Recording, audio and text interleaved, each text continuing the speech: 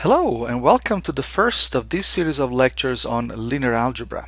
In this lecture I will present some key aspects of the theory behind vectors and in fact vector basics. Now I'm sure that you are already familiar with vectors and what they look like, or maybe you think you are. Vectors are in fact going to be the backbone of this course on linear algebra because linear algebra is mostly it starts from vectors, and in this course in fact we're going to be focusing on vectors all the way. But we're going to start from the familiar concept of vectors that you may have already, which is symbolized by those two arrows there, the blue and the red arrow. I'm sure you have seen that in courses before, mostly in physics and in some of your beginning engineering courses, but we're going to go way beyond that. Now, some people say that first year is not the right place to do rocket science, but in fact vectors are to some extent behind rocket science. In fact, many aspects and many key concepts of aerodynamic and flight do rely on heavy use of vectors, as are lots of things that you have already seen in relation to statics and dynamics and all kinds of other engineering marvels like that one. The second picture gives you a little bit of an idea of situations where you may have at the same time flying objects with all kinds of static and dynamic forces acting on them, and of course they're going to be represented as vectors.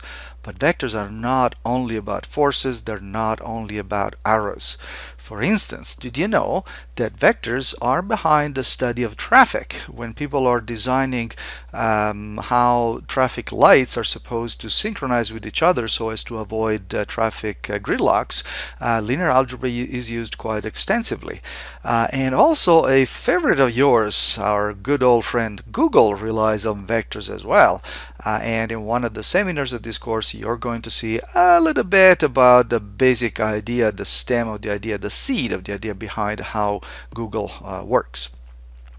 So now what we're going to do in this class, or in this particular lecture, I'm going to explain a little bit why we use vectors, and we're going to look at the simplest, most elementary kind of vectors that there are, and in fact the ones that you're familiar with, so the two-dimensional vectors.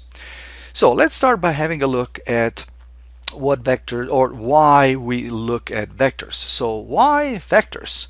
Well, so far all through school you looked at mathematics as the study of quantities that can be measured through single numbers. Okay, so we have used numbers to measure certain quantities. For instance, if you have a rectangle, then we can measure its sides, right? So we can say, well, it is 5 units wide and it is 3 units high.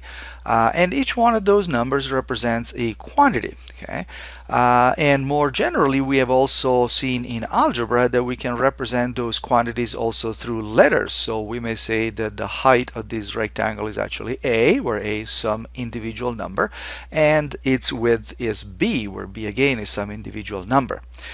We don't use numbers to measure only geometrical quantities, of course. For instance, time is an excellent example of something that can be measured through a single number. So how much time do we need in order to go from point A to point B, where A and B are not the same ones as before, right? Those are points. So you know what I'm talking about. And there are other things that are also measured through single numbers like mass or weight, as long as you're here on Earth, they are identified. So again, there's lots of other applications of numbers. You're all very, very familiar with them.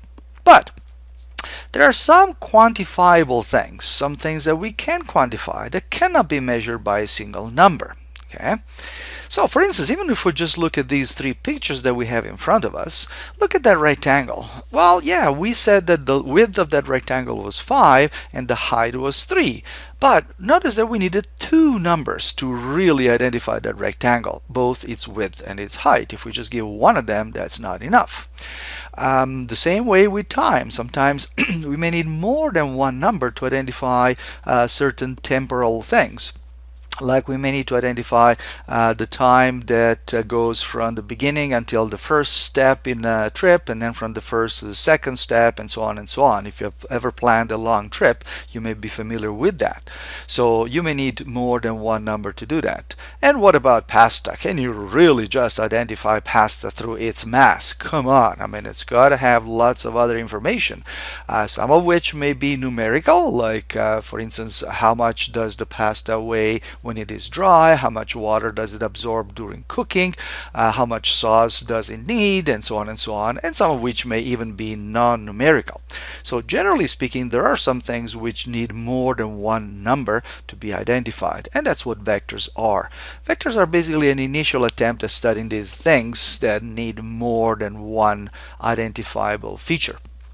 Now, why am I saying an initial attempt? Because as we're going to see, as you're going to see as you progress through your studies, there are other ideas that can be used to identify such situations. Well, in fact, I was right in saying we, because we are going to look at one of those objects, one of those methods later in this course, namely matrices. Okay, but we're going to focus very much on vectors, and it's only later on in your later studies that you're going to be seeing extensions of the idea of a matrix. All right, so let's start diving into this idea of vectors and see what they reserve for us.